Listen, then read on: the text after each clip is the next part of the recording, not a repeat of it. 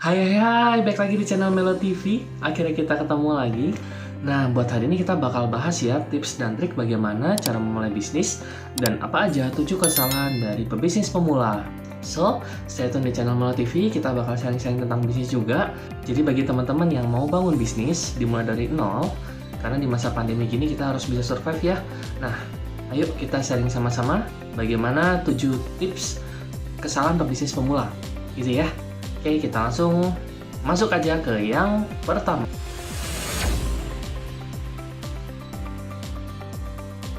Nah, kesalahan pertama yang dilakukan oleh pebisnis pemula adalah nomor 1, yaitu membuat produk yang tidak dibutuhkan orang lain. Nah, namanya bisnis itu hanya terbagi menjadi 2 teman-teman. Pertama adalah product oriented, yang kedua adalah customer oriented. Artinya apa? Product oriented itu adalah kita membangun sesuatu, menciptakan dengan produk itu sebagus-bagusnya, yang dimana kita punya ide lalu kita kembangkan. Nah, product oriented ini juga memiliki tantangan khusus teman-teman, yang dimana tantangan utamanya itu adalah karena kita terlalu saklek dengan produk kita, bahwa produk kita bagus, dapat bermanfaat di masyarakat, akhirnya memiliki hambatan dalam bidang penjualan, gitu kan, dalam bidang pengembangan juga. Artinya sebenarnya kita harus jeli-jeli banget apakah sebenarnya masyarakat butuh dengan produk kita. Dan apabila produk oriented ini dapat berhasil dalam salesnya, dalam bidang pengembangannya juga, nah ini akan sangat luar biasa untuk boostingannya. Contohnya apa sih yang ada sekarang? Apa coba? Nah, bagi yang suka main game, salah satu contohnya adalah PlayStation, di mana PlayStation ini berkembang dari tahun 1990-an sampai sekarang ya. Ini baru keluar 5 seri, artinya sampai PS5. Nah, kenapa PlayStation bisa berkembang sedemikian rupa dan tetap bertahan menjadi konsol yang paling didambakan oleh masyarakat? Nah, seperti yang kita tahu bahwa PlayStation ini sangat welcome banget di masyarakat, sangat user interface teman-teman, mudah digunakan. Lalu untuk hal lainnya, PlayStation ini juga lebih terjangkau dengan kualitas yang baik, gitu ya.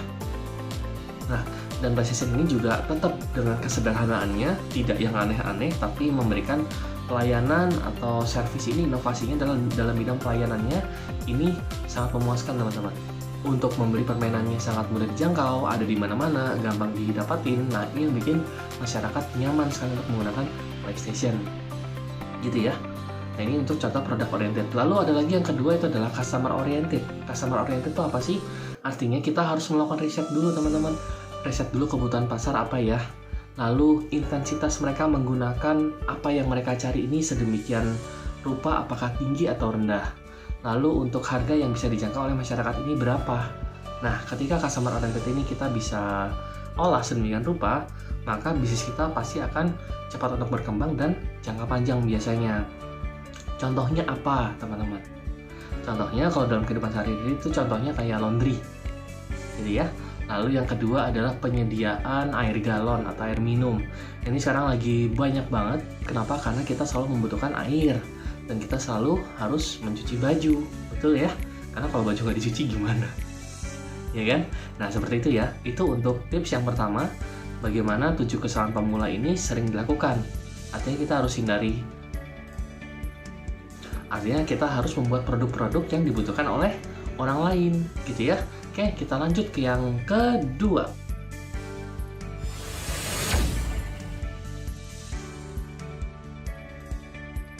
Oke, kita lanjut ke yang kedua. Untuk yang kedua ini, 7 kesalahan pemula itu adalah tidak mau mengeluarkan uang untuk beriklan, teman-teman. Nah, sedangkan dalam proses bisnis, iklan ini adalah bagian paling penting. Nah, sekarang iklan itu apa sih, teman-teman? Iklan ini adalah bagaimana prosesnya produk bisa nyampai kepada konsumen. Nah, dalam proses ini itu ada informasi, lalu ada harga juga, lalu ada penyimpanan, lalu ada packaging, lalu ada hal-hal lainnya juga. Nah, ini disampaikan dalam tools marketing, yang dimana tools marketing ini dalam prosesnya pasti akan membutuhkan namanya budget. Nah, biasanya pebisnis pemula dia akan melakukan pemasaran dengan caranya sendiri. Yang penting tanpa modal. Ini gimana caranya laku itu susah teman-teman. Seminimalnya kita buka jualan nasi goreng, anggap aja kita punyanya cuma gerobak aja, nggak ada spanduk, nggak ada apa, mana orang tahu gimana caranya kalau kita lagi jualan. Seperti itu ya. Jadi otomatis salah satu hal yang menjadi kesalahan oleh pebisnis pemula adalah mereka enggan untuk mengeluarkan budget untuk pemasaran itu sendiri. Jadi bagaimana caranya produksi kita bisa nyampe ke masyarakat? Nah, seperti itu ya. Nah, ini tips kedua bagaimana 7 kesalahan pemula itu dilakukan. Oke, kita lanjut masuk ke tips yang ketiga.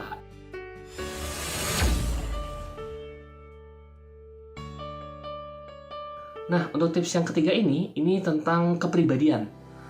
Kepribadian itu seperti apa? Yaitu dia terlalu merasa pintar, bahwa yang dia rencanakan ini pasti bagus. Lalu yang kedua, dia tidak mau mencari partner, teman-teman. Artinya bagaimana bisnis mau berkembang ketika semuanya dijalankan dengan sendirian. Tidak pernah ada bisnis bisa berkembang hanya dengan dirinya sendiri.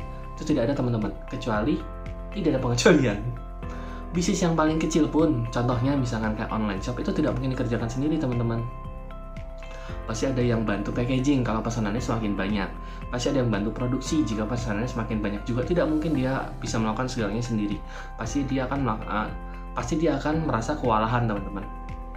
Nah, biasanya orang-orang yang merasa bisnisnya sudah maju, lalu dia tetap melaksanakan semuanya sendiri, itu biasanya kikir, teman-teman.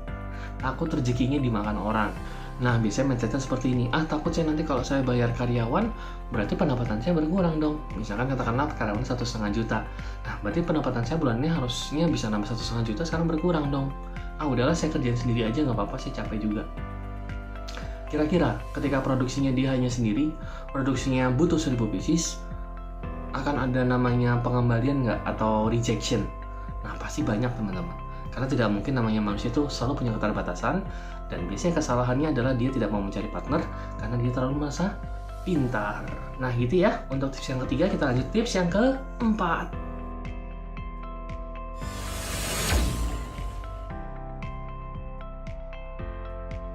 Nah, di tips yang keempat ini, biasanya kesalahan pebisnis pemula adalah dia tidak melakukan riset persaingan. Nah, di mana yang dalam marketing mix itu kita juga harus melihat sebenarnya kompetitor kita siapa sih. Jadi selain hanya produksi, pricing, lalu environment atau lingkungan segala macam, kita harus melihat juga saingan kita siapa.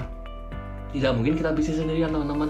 Pasti biasanya kita masuk ke dalam ruang bisnis mereka. Artinya pasti sudah ada kompetitor di sana. Nah, sekarang bisnis apa yang tidak ada kompetitornya? Pasti semuanya ada, teman-teman. Ataupun kalau kita menjadi yang pertama, pasti nanti akan tumbuh namanya kompetitor baru. Nah, di sini dimana kita harus selalu riset kompetitor kita dalam berbisnis, dan kita harus bisa jeli melihat apa yang mereka tidak lakukan, dan itu yang akan kita lakukan, gitu ya. Tapi bukan dilakukan hal negatifnya atau kesalahannya, tapi kita lakukan apa celah-celah yang peluangnya yang bisa kita raih ke sana, tapi mereka tidak melakukan hal itu. Nah, di situ kita harus melihat peluangnya, gitu ya. Nah, contohnya apa yang paling realistis? Contohnya kayak sekarang dalam bidang pengiriman paket, muncul namanya, dulu kan terkenalnya tuh Pos Indonesia ya.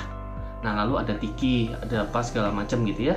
Nah, sekarang dalam perkembangan zaman muncul lagi yang baru, ada Shopee Standard atau Shopee Express, ada GNT, ada Ninja, lalu ada Si Cepat dan lain halnya.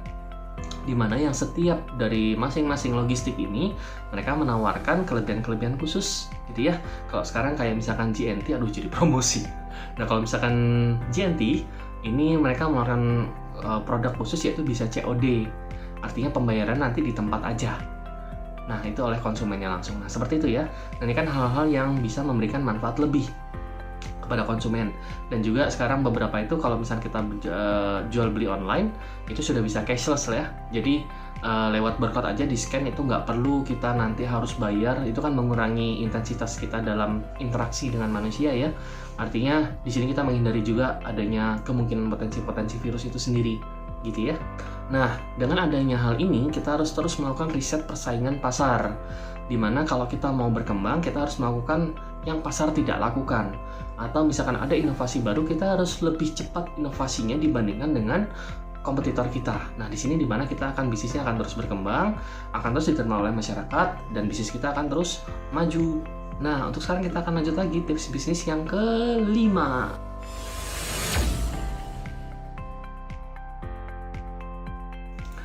Nah, teman-teman, dalam bisnis itu ada namanya siklus. Siklusnya itu biasanya per 3 bulan, 6 bulan, 1 tahun, 2 tahun, dan 5 tahun.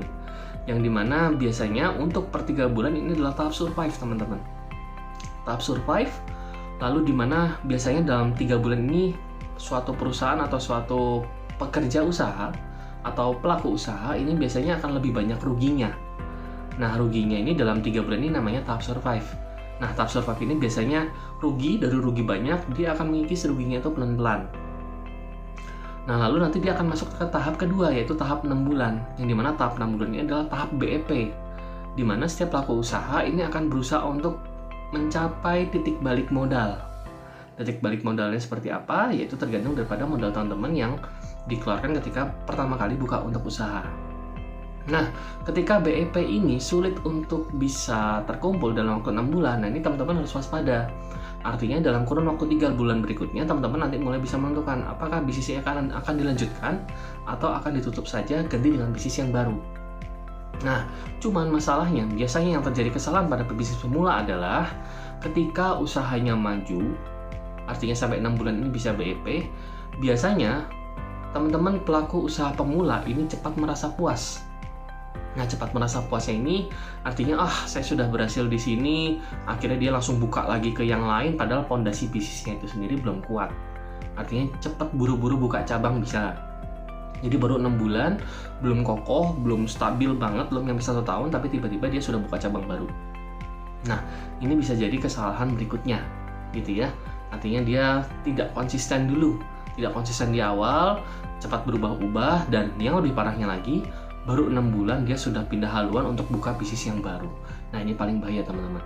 Bisa dipastikan bahwa bisnis yang pertama ini kemungkinan akan gagal luar biasa, akan rugi. Jadi keuntungannya baru nyampe BEP langsung jatuh lagi. Nah, ini teman-teman harus waspada ya. Jangan melakukan hal ini ketika teman-teman baru bangun bisnis. Usahakan siklusnya itu minimal adalah 9 bulan.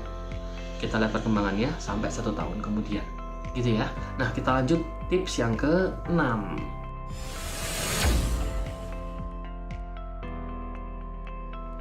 Oke, di tips yang ke-6 ini kita akan bahas bagaimana kita telat untuk produksi teman-teman dibandingkan dengan kompetitor-kompetitor yang lainnya.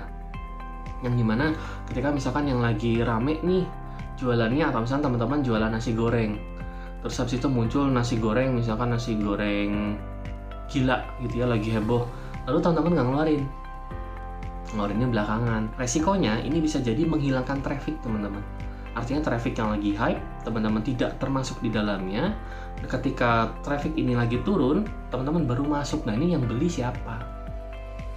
Gitu ya. Contohnya kalau misalkan di Bandung itu kan sering banget ya ada es kepal Milo, ada apa tuh namanya, donat yang bukan donat, roti yang bawang itu loh. Nah, itu yang kayak gitu-gitu. Nah, ini kan ada beberapa yang telat ya, nggak ada yang beli karena hype-nya udah turun.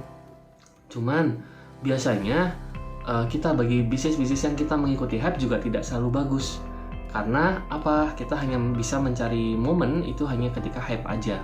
Ketika bisnis kita lagi turun atau momennya ini berkurang, ya bisnis kita bakal naik turun, tidak stabil. Jadi kita tidak punya originalitas. Dan ini yang paling bahaya ya. Ketika kita memang sudah muncul nama, kita harus menciptakan karakter kita sendiri atau originalitas itu sendiri. Nah, contohnya misalkan teman-teman yang properti, misalkan saking banyaknya properti gitu ya, ngikut aja pokoknya bangun rumah, untung, pakai bank dan segala macam di sini. Oh iya, di sini kita developer propertinya syariah ya, jadi kita tidak menggunakan bank sama sekali. Nah, di sini teman-teman ikut-ikutan aja, ikut-ikutan meramaikan suasana, ternyata nanti pricingnya salah atau menentukan harganya salah, lokasinya salah, lalu izin-izinnya misalkan kurang bagus gitu kan, akhirnya produk teman-teman tidak laku, teman-teman udah bangun usaha, ambruk semua kan. Dan ini juga bisa menjadi masalah gitu ya. Nah, lanjut kita ke tips yang terakhir, yaitu tips yang ke-7.